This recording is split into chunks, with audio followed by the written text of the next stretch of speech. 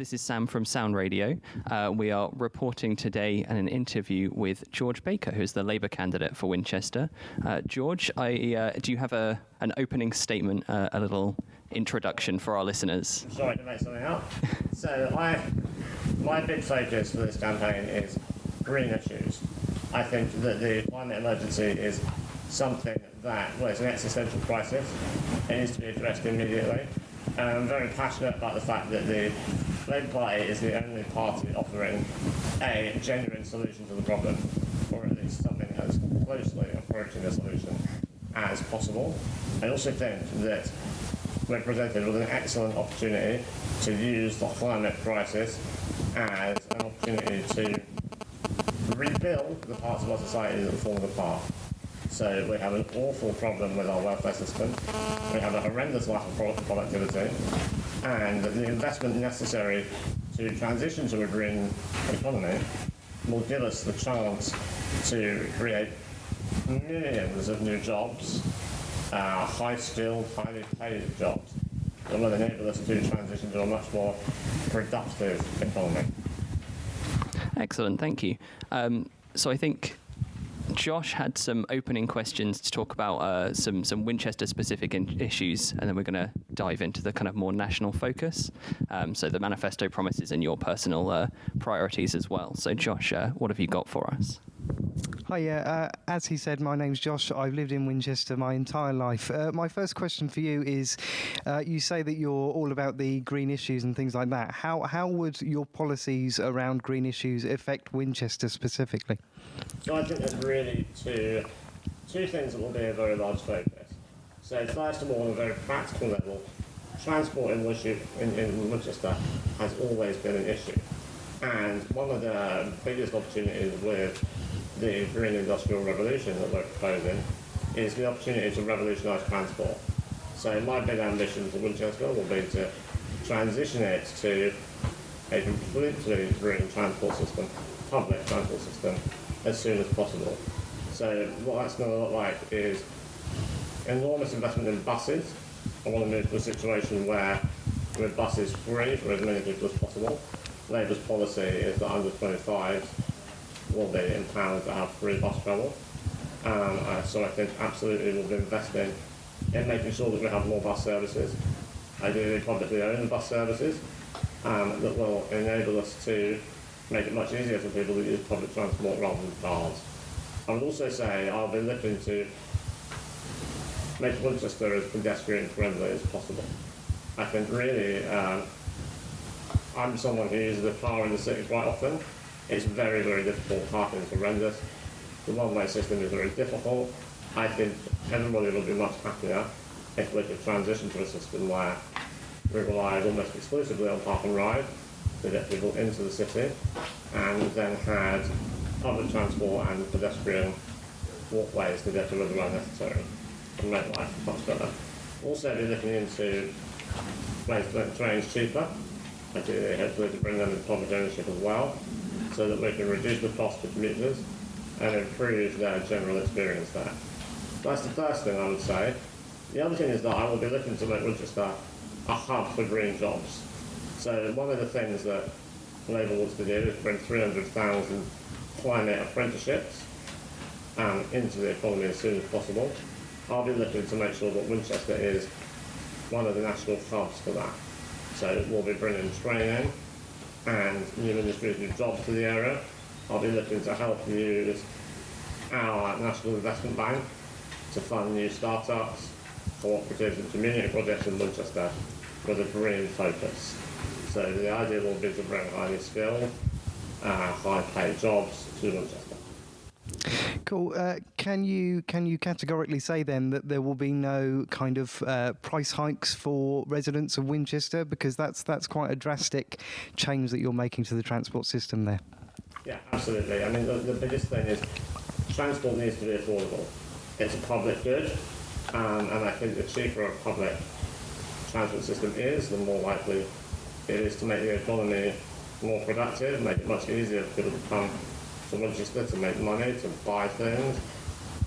So yes, absolutely, no price hikes. Fab.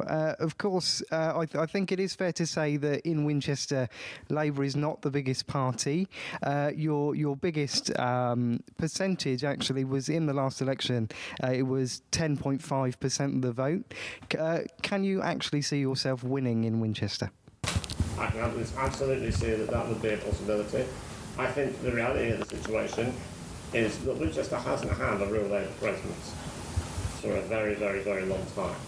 This is about investing in the future. So my candidacy, whether I win or not, is us putting a stake in the ground, saying that we're here to stay in Winchester, we're here to build a movement in Winchester, and we believe that over the long term, we can be a real force for positive change in Winchester. Okay, but I say that I have lived in Winchester, so therefore I get all the posts in Winchester and things.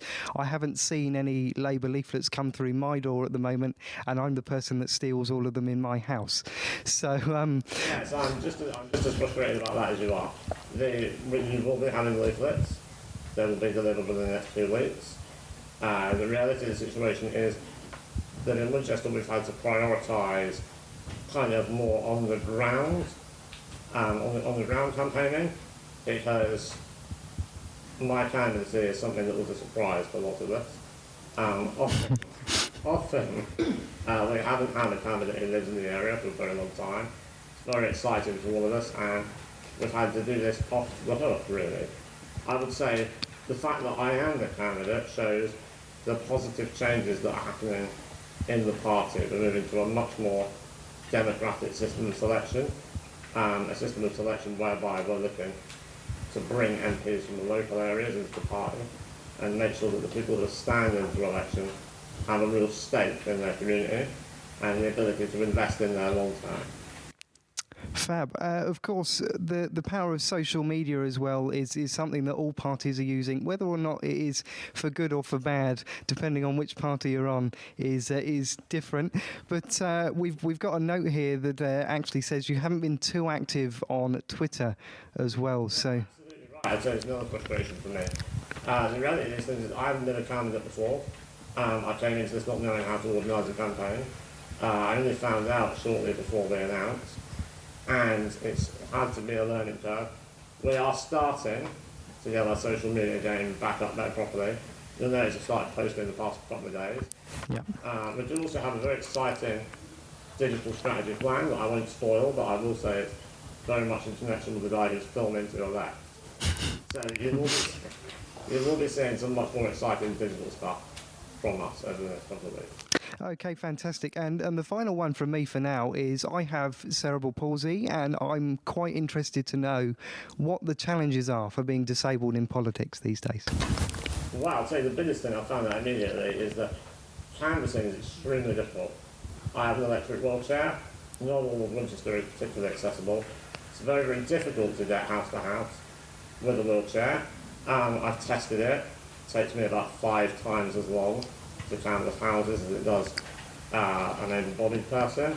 And I would say that whilst the party has been extremely supportive of my canvassing and helping me, I would say what we need are more disabled people as candidates so we can develop real solutions to help people do these things. Because I love canvassing. I love talking to the public. We've had to adapt strategy and come up with ways to make it accessible. So what we've found is that we run street stalls and we have activists who will go out and bring people to speak to me. We found that to be an excellent way of engaging with the public that doesn't require me to drive door to door extremely slowly and make it much more difficult for everybody else to canvass. Fab. So that's pretty much it from me for now. I will now pass you on to some members of my team that have some other questions for you.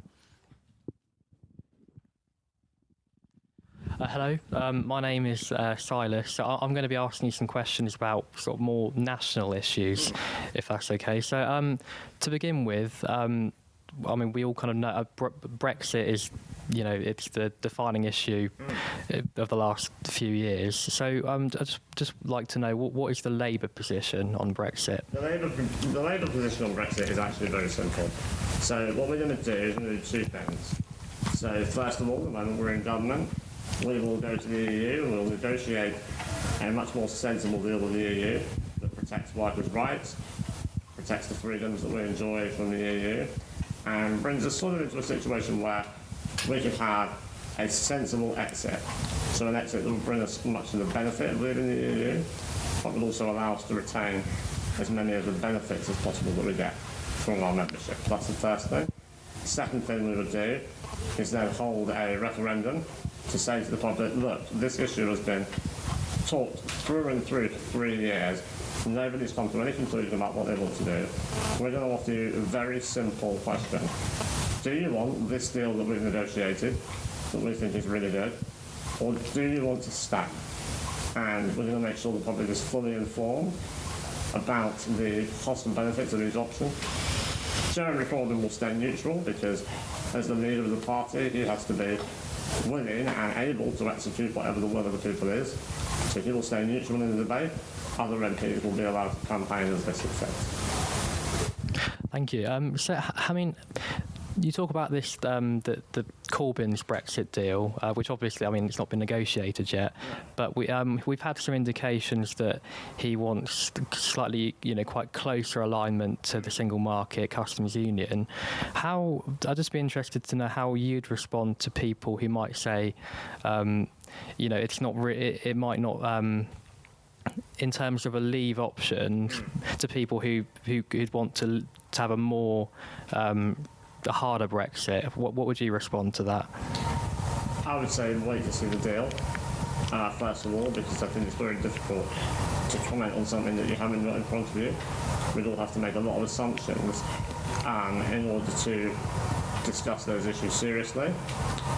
So yes, I would say wait and see the deal. I would also say that generally, I think the way opinion is that most people, well, let's put it this way, I think the desire for a hard Brexit is much less than it was once people have realised the reality of what it means. And I think people who want Brexit want the benefits of Brexit without the drawbacks. They want sovereignty. They want control over, some degree of control over our borders. They want the ability to make financial decisions that diverge from the EU's position. Right? And I think any Brexit deal that we strike will give people those benefits. Okay, thank you. So, if Labour were to win a majority, and there was another referendum, I'd be interested to know how you'd campaign that referendum. I'll be honest with you, I voted to leave. My position has changed slightly over the 3 years that we've been discussing the issue. I am undecided, is the honest truth. Okay. We'll have to wait to see what deal we struck. I find it very difficult to make the decision, to be honest with you. I voted to leave because the most important thing to me is that we have sovereignty over our laws and that we have the ability to organise our society in such a way that protects tourists. And I was concerned that being part of the EU would prevent us from doing that. I really did not like the idea of anybody telling us what to do. However, I think the reality may be that we maintain larger benefits by staying than we get by leaving. Okay, thank you. So we'll move on now to some other issues. So I found it. I was reading the Labour manifesto and the idea proposed about a 32-hour week or a four-day week. So could you just explain that policy? How would you implement it? Explain the four-day week policy. Yeah. I think thank you. A 4-day week is something that a lot of countries have trialled. They found it works extremely well.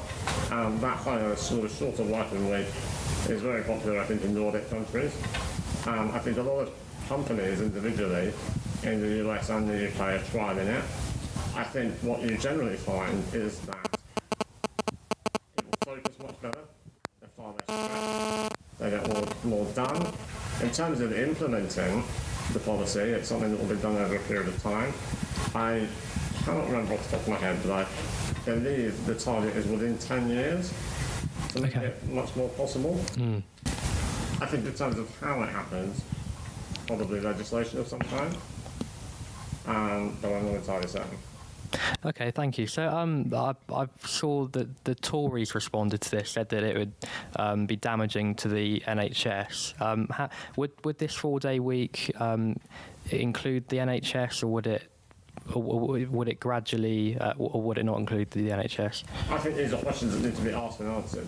Yeah. I think these are things that would be done in consultation with people. I think the important thing for Labour is to make the proposition that we work far too much. Yeah. To have a better work-life balance.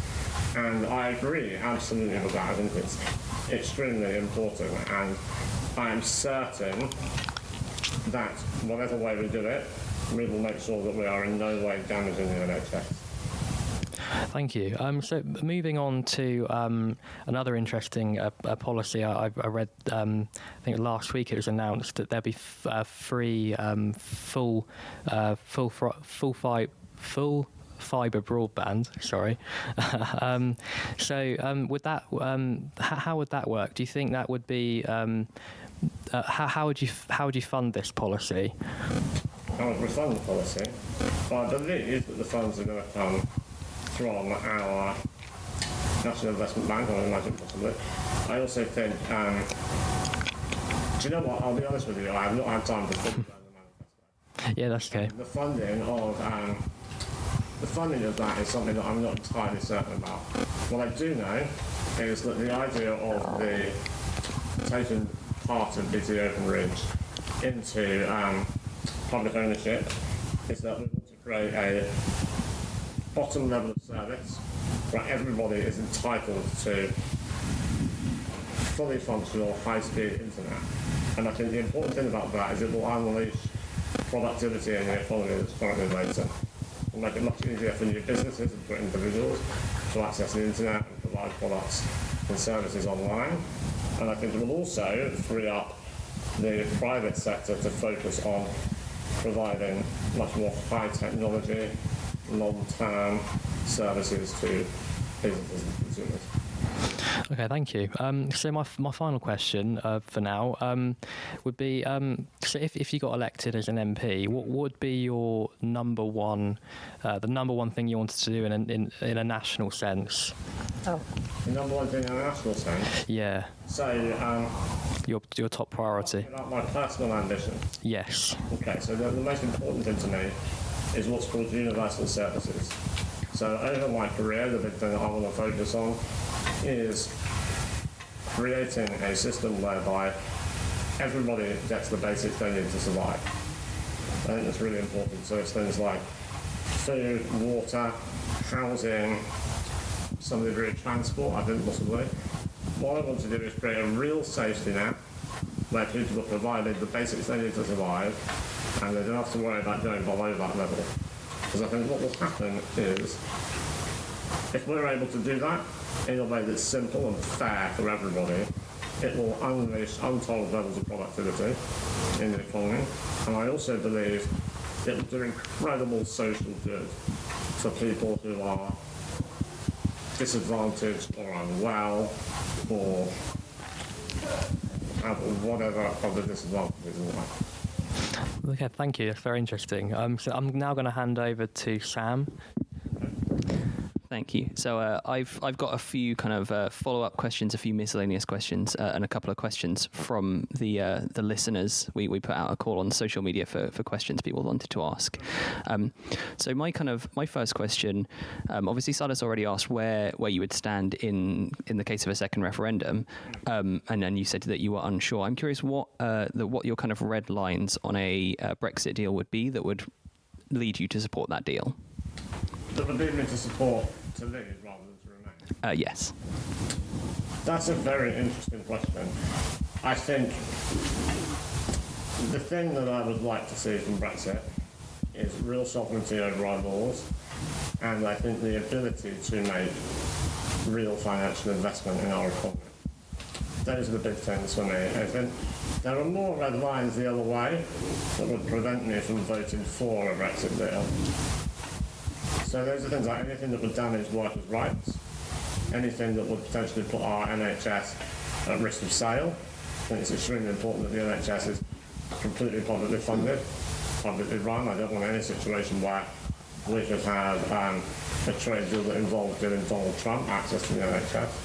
I think that would be the worst thing that could possibly happen. So yes, that would be my answer. Excellent, thank you. I know that you said that you didn't have all of the costings information from the manifesto available, which is fair enough. There's quite a lot of it. But looking through it, so we've had an assessment from the IFS in the last few days suggesting that the tax plans aren't credible, and especially with the additional cost burden of promised compensation for the WASPy pension issues. What changes to the taxation plan in the manifesto would you support if necessary to fund those changes? So in terms of the demarcation for income tax, for example. Okay. So you're asking me how we would raise more money? Well, more which changes you would personally support if it weren't enough, yes. Which changes would I personally support if it wasn't enough? So I can speak in general terms about the types of taxation that I support personally. Yes, of course. That's perfect. Thanks. So I support in general higher levels of income tax for higher earners. I also support things like inheritance tax. I think inheritance tax or any kind of wealth tax is an excellent way to raise funds.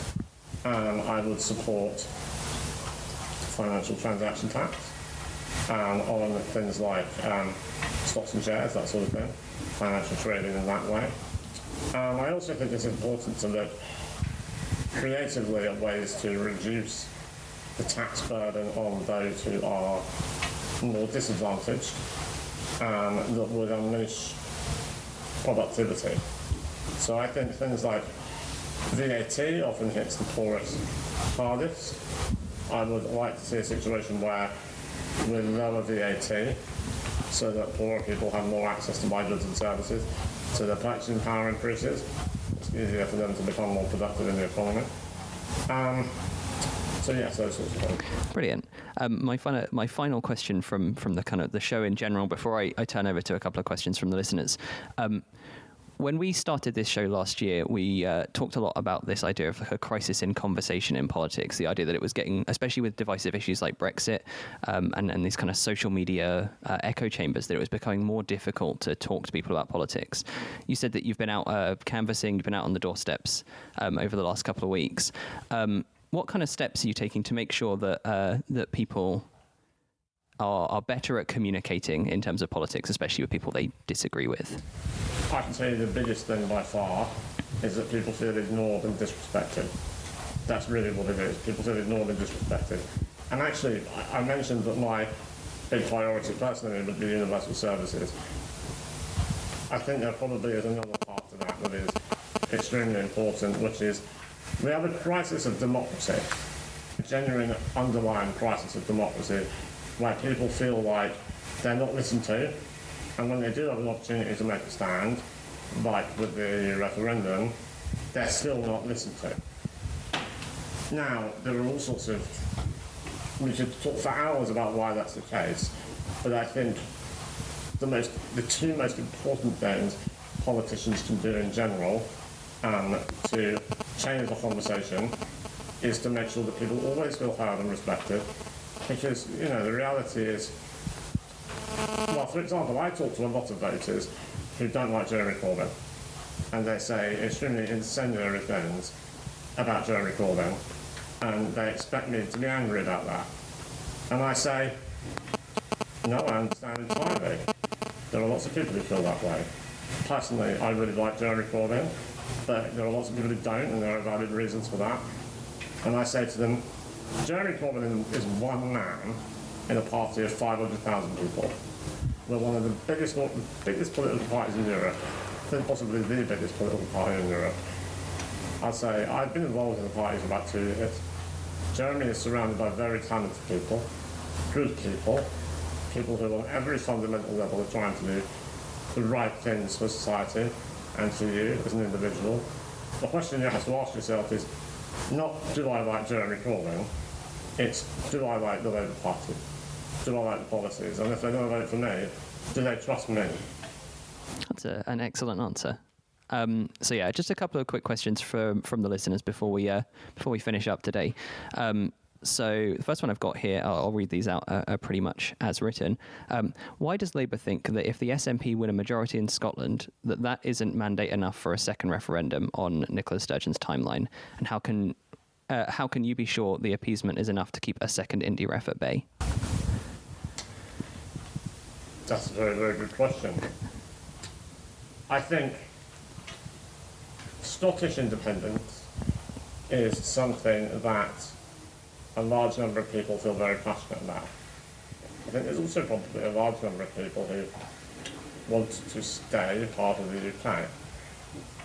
There was a Scottish independence referendum, 2014, was it?